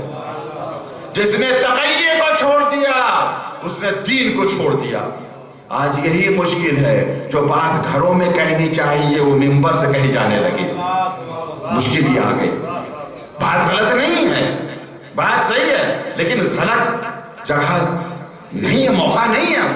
کون سی بات کہاں کہنی چاہیے، اس کا موقع محل ہوتا ہے ہر بات کا. تقیہ ہے. یہ ہمیں انشاءاللہ میں عرض کروں گا جس خط میں جو ہمارے لیے احکام ہیں، کس طریقے سے ہم زندگی گزاریں، کس طریقے سے ہم اظہار محبت کریں، کس طریقے سے اظہار عداوت کریں. ایک ایک بات کو وضاحت کے ساتھ امام علیہ السلام نے بیان کیا ہے. انشاءاللہ کل میں جہاں تک مجھ سے ہو سکے گا میں اس کی وضاحت کروں گا. میرے عزیزو یاد رکھیں، میرے عزیزو نجات کا راستہ صرف محبت اہل بیت ہے، اس کے علاوہ نہیں. لیکن شرط یہ ہے کہ ویسے محبت کریں جو طریقہ انہوں نے بیان کیا، اپنا راستہ نہیں اپنا. انہیں ہلاکت ہے. کربلا سب سے بڑا سب سے بڑی درسگاہ ہمارے لیے کربلا، جہاں ہمیں سارے طریقے سکھائے گئے. آپ سوچے غور کریں، کل میں نے معرفت کے حوالے سے گفتگو کی تھی. جناب سکینہ، آج جناب زینب سلام اللہ کی معرفت وہ کس منزل پہ پہنچی ہوئی ہے؟ خود جناب زینب سلام اللہ علیہ عالمہ غیر معلمہ، یہ سند چوتھے امام کی دی ہوئی ہے، یعنی ایسی عالمہ جس کا کوئی معلم نہیں ہے. کیا مقصد؟ یعنی علم لدنی، وہ علم ہے آپ کے پاس، لیکن راستہ بنا رہے ہیں آپ. کیا راستہ بنایا؟ جب خیموں میں آگ لگ جاتی ہے شام غریبہ میں، جب خیمے جل جاتے ہیں، آپ سنا کرتے مجالس میں جناب زینب آئیں چوتھے ماں کے پاس، کیا پوچھتی ہیں؟ بیٹا حکم دو، خیموں میں جل کے مر جائیں یا باہر نکلیں؟ خود نکل سکتی ہیں. کیا جناب زینب کو حکم شریعت نہیں معلوم ہے؟ علی کی بیٹی، پیغمبر کی نواسی، ان کے گھر میں شریعت آئی ہے، انہیں نہیں پتا ہے کہ شریعت کا حکم کیا، سب کچھ پتا ہے، مگر راستہ بنانے کے لیے آئی ہے، پیغام دینا چاہ رہے آنے والی نسلوں کے لیے. دیکھو زینب بھی بغیر امام کی اجازت کے قدم خیمے سے باہر نہیں نکال لی. یعنی ہر منزل کے اوپر ہمیں اذن کی ضرورت ہے، حجت خدا کی اذن کی ضرورت ہے. کیا مرتبہ جناب زینب. قرآن مجید کی ایک آیت ہے، اذ یرفع ابراہیم قواعد من البیت و اسماعیل ربنا تقبل منا انک انت السمیع العلیم ربنا وجعلنا مسلمین لکا ومن ذریتنا امتا مسلمتا لکا وارنا مناسکنا وتب علینا انک انت التواب الرحیم. جب ابراہیم و اسماعیل خانہ کعبہ کی دیوار کو بلند کر رہے تھے، دعا کرتے جا رہے تھے، آخر میں کیا کہا؟ تب علینا انک انت التواب الرحیم. توبہ کر، پروردگار میں توبہ قبول فرما، بے شک تو توبہ قبول کرنے والا ہے. یہ کعبہ بنا کر کیا جناب ابراہیم نے کوئی غلطی کی؟ معاذ سے کعبہ بنا کر، اللہ کا گھر بنا کر کوئی خطا کی جناب ابراہیم نے؟ نہیں. تو پھر کیوں توبہ کر رہے ہیں، کیوں استغفار کر رہے ہیں جناب ابراہیم؟ دیکھیے معصوم کی توبہ کا فلسفہ کیا. جس کے پاس جتنی معرفت ہوتی ہے وہ اپنے بڑے سے بڑے عمل کو جب بارگاہ خدا میں پیش کرتا ہے تو یہ کہتا ہے پروردگار تیری شان بہت ہی عظیم ہے، میرا عمل تیری شان کے برابر نہیں ہے. معرفت ہے انبیاء. توب علینا انک انت التواب الرحیم. خانہ کعبہ اللہ کا گھر بنایا لیکن توبہ کر رہے ہیں، پروردگار توبہ قبول کر لے، تو توبہ قبول کرنے والا ہے. بہت عظیم کام کیا لیکن پروردگار میرے کام سے تیری عظمت بہت ہی بڑی ہے. یہ جناب ابراہیم کی معرفت. اب آئیے جناب زینب کی معرفت. 11 محرم کے ایک نشید میں بیٹھی ہوئی ہے، مقتل کے جملے ہیں. ایک مرتبہ اپنے ہاتھوں کو آگے بڑھایا، ایک زخمی جسم کو زینب نے اپنے ہاتھوں پر لیا، زخمی جسم کو اپنے ہاتھوں پر لیا، آسمان کی طرف رخ کیا، آواز دیتی اللہم تقبل منا قلیلا ھذا القربان. اے میرے اللہ ہماری یہ تھوڑی سی قربانی کو قبول کر دے. اللہ اللہ، جس قربانی کو قرآن ذبح عظیم کہہ رہا ہے، زینب جب اسے بارگاہ خدا میں پیش کر رہی تو قلیل کہہ گئے. یہ ہے معرفت کا مقام. اللہم تقبل منا، ہم سے قبول کر میرے اللہ ہماری اس قربانی کو.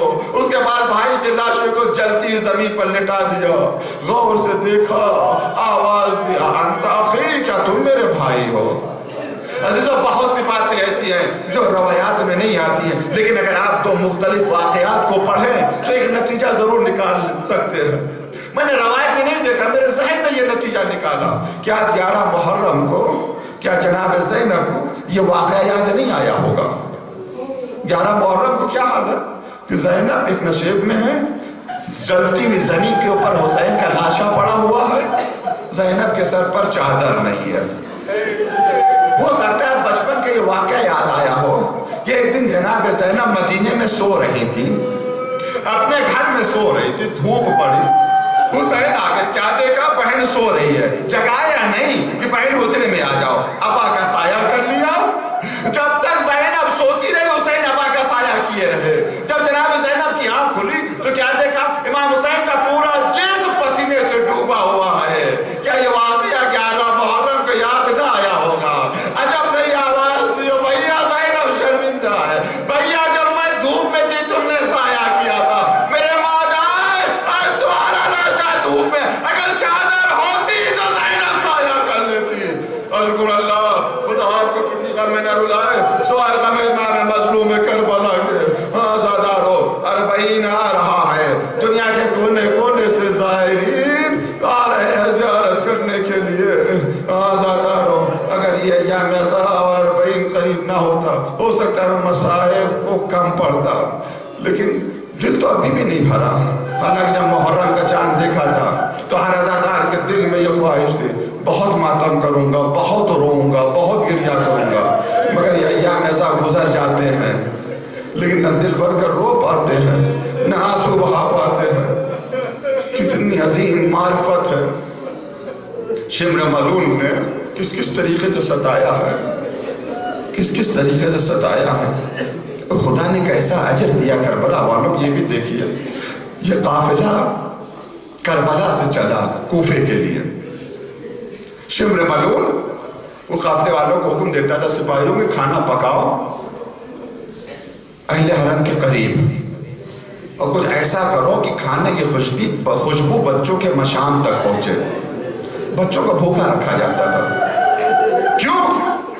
کہ بچے بھوکے ہوں گے، خوشبو مشام تک پہنچے گی۔ بھوک سے بلکتے بچے جب کوفے میں آئیں گے تو کھانے کی بھیک مانگیں گے، اور یہ خانوادہ ذلیل ہوگا۔ مگر کیسے عظیم بچے تھے۔ امیر کے سامنے سپاہی کہتا ہے، امیر اتنا شریف خاندان ہم نے کہیں نہیں دیکھا، ہم ستاتے تھے، تازیانہ لگاتے تھے، تماچے لگاتے تھے، یہ ہم سے رحم کی درخواست نہیں کرتے تھے، سر جھکا کر صرف قرآن پڑھتے تھے، اما الیتیم فلا تقہر، یتیموں پر ظلم نہیں کیا جاتا۔ تو یہ ظلم کیا۔ یہ ایک قافلہ کربلا سے کوفے جا رہا تھا، آج 40 کا قافلہ کوفے سے کربلا آ رہا ہے۔ دنیا کا سب سے بڑا دسترخوان، 20-30 ملین لوگ، 80 کلومیٹر میں دنیا کا سب سے بڑا دسترخوان کس کا ہے؟ یہ بھوکے بچوں کا ہے جو 3 دن کے بھوکے پیاسے تھے۔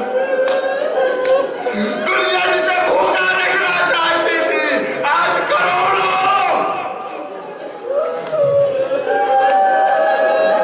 پروردگار ان کو سلامت رکھے جو لنگر لٹا رہے ہیں۔ میں انٹرنیٹ پہ چند دن پہلے دیکھ رہا تھا ایک تاجر کی گفتگو، بڑا آدمی ہے، بہت بڑا آدمی ہے، اس کا لنگر بہت اٹھاتا، سینکڑوں لاکھوں لوگوں کو کھانا کھلاتا، لاکھوں ہزاروں لوگوں۔ وہ کہتا ہے جتنا لٹاتا ہوں میرا مولا 4 گنا زیادہ دے دیتا ہے۔ اب یہ نہیں چاہتا کہ مولا اور دے، روز یہ کہتا ہے کاش سارا سرمایہ میرا ختم ہو جائے، اللہ نے حسین کی محبت میرا ساری دولت ختم ہو جائے۔ ایک دن ایسا آئے کہ اگر کوئی مجھ سے کہے کہ یہ تبرک بانٹ دو تو میں اس سے کہوں کہ حسین کی راہ میں سب لٹا دیا، میرے پاس کچھ نہیں بچا۔ اللہ نے حسین کی محبت یہاں غنی فقیر بننے کے لیے تیار ہے۔ آزاداروں کوئی دعائیں دے رہا ہے، دنیا مٹا نہیں سکتی نام حسین کو۔ آج حسین زندہ ہے، قیامت تک حسین زندہ رہے گا، کیونکہ اس میں زینب کی بھی دعائیں ہیں، جناب زینب کی دعائیں کہ جب 11 محرم کو کربلا سے نکلی تھی، سید سجاد کے چہرے کو دیکھا، رنگ بدل رہا ہے، بیٹا آخری سہارا ہو، اگر تمہیں کچھ ہو گیا زینب کس کے سہارے زندہ رہے گی؟ کیا کہا سید سجاد نے؟ تو بھی اماں میں دیکھ رہا ہوں کہ ظالم اپنے لاشائے نجس دفن کر رہے ہیں، تو بھی اماں میرا بابا بھی گور کفن پڑا ہے، جس کا جوان بیٹا زندہ ہو، اس کے بابا کا لاشا بڑی نازک منزل تھی۔ جناب زینب تک حدیث رہے، طویل حدیث ہو، پھر بعد میں کہتے ہیں میرے بیٹے، میرے لال، اس قبر کو، اس لاشے کو دفن کیا جائے گا، یہاں روضہ بنے گا، ینصبون علمن، یہاں ایک پرچم لہرائے گا۔ آج بھی وہ پرچم ہے۔ بھائی جملہ جناب زینب نے کہا، اے بیٹا یہ پرچم ایسا ہوگا جسے کوئی نہیں مٹا سکتا، قیامت تک باقی رہے گا، یہ ذکر حسین قیامت تک باقی رہے گا۔ بازادارو جناب زینب نکل گئی کربلا سے دعا کرتی ہوئی۔ ایک وقت آتا ہے کہ زینب پھر کربلا آتی ہیں، لیکن اب منظر بدلا ہوا ہے. 11 محرم کو کچھ لاشیں چھوڑ کر گئی تھی, آج آئی ہیں تو کچھ قبریں بنی ہوئی ہیں. اپنے آپ کو کسی طریقے سے حسین کی قبر تک پہنچایا. بھیا زینب آئی ہے, زینب لٹ کے آئی ہے, بازار شام سے ہو کر آئی ہے. اس کے بعد کہتے کہتے جب نہیں آواز دی, حسین زینب تم سے شرمندہ ہے. بھیا عاشور کے دن جو امانت میرے حوالے کر کے گئے تھے, بھیا سکینہ مر گئی, سکینہ شام میں مر گئی, زینب شرمندہ ہے. عجب نہیں زینب نے آواز دی ہو, لیکن حسین میں تم سے وعدہ کرتی ہوں تمہاری سکینہ تنہا نہیں رہے گی. زینب اپنا مدفن آباد کرے گی تو سرزمین شام کو آج بھی روضہ زینبیہ کی مینار ہے, کربلا کا رخ کر کے آواز دے رہی ہے, حسین سکینہ تنہا نہیں ہے. اجرکم اللہ. اس کے بعد آغا جوادی نے تصور پیش کیا کہ جناب زینب نے جب نہیں کہا ہو, حسین 11 محرم کو جب ہم کربلا سے گزرے تھے تمہیں دیکھا تھا پہچان نہ سکے, ہم نے حیرت سے کہا تھا انت اخی, کیا تم میرے بھائی ہو, انت اخی, کیا تم میرے بھیا ہو. یعنی کیا تم وہی حسین ہو جسے ماں نے چکیا پیس پیس کر پالا تھا؟ کیا تم وہی حسین ہو جسے نانا نے کاندھوں پہ سوار کیا تھا؟ کیا تم وہی حسین ہو جس کا گہوارہ جبرائیل نے جھلایا تھا؟ انت اخی یہ جملہ کہا.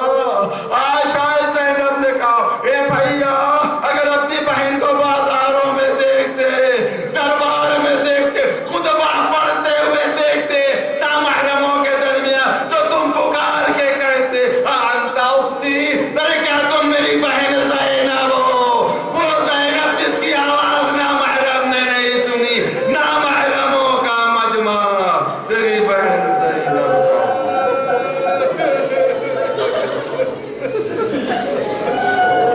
سيعلم الذين ظلموا أي منقلب ينقلبون إنا لله وإنا إليه راجعون. الہی بحق زہرا و ابیہا و بالہا و بنیہا و سر المستعدفی, خدای ہماری سے عبادت و قبول فرما. دنیا میں جہاں کے اہل بیت کے چاہنے والے سب کی جان و مال, عزت و آبرو کی حفاظت فرما. پروردگار جو مجاہدین حزب اللہ, زینبیون, فاطمیون, ایران کے مجاہدین مقامات مقدسہ کی حفاظت کر رہے ہیں, ان سب کو اپنے حفظ و امان میں لے لے. ہمارے دشمن کو نیست و نابود فرما, ذلیل و رسوا فرما, ان کی مدد کرنے والوں کو نابود فرما. علماء اسلام راجہ اکرام رہبر عزیز و شان کا سایہ ہمارے سر پر قائم و دائم رہے. دنیا کے کونے کونے سے زائرین کربلا پہنچ رہے ہیں, پروردگار سب کو اپنے حفظ و امان میں. دشمنان اہل بیت جو پلاننگ کر رہے ہیں زائرین کو ہلاک کرنے, پروردگار ان کو نابود فرما, ان کی مدد کرنے والوں کو نابود فرما. بہت سے مومنین و مومنات نے دعاؤں کے لیے کہا, بہت سے بیماروں نے دعاؤں کے لیے, پروردگار سب کو شفائے کامل اور عاجل عطا فرما. جو بے اولاد انہیں اولاد عطا فرما, جو پریشان حال ان کے پریشان حالی کو دور فرما. پروردگار ہمیں کوئی غم نہ دے سوائے غم بان مظلوم کربلا کے. اس عالم میں موت آئے جب تیری اطاعت میں ہو, اس عالم میں موت نہ آئے جب تیری معصیت میں ہو. ظہر امام رضا میں تاجیل فرما, ہمیں اتنی توفیق اپنے امام کو پہچان سکیں, ان کے اطاعت کر سکیں. اللہم تقبل منا انکا انت السمیع العلیم. ماتم حسین.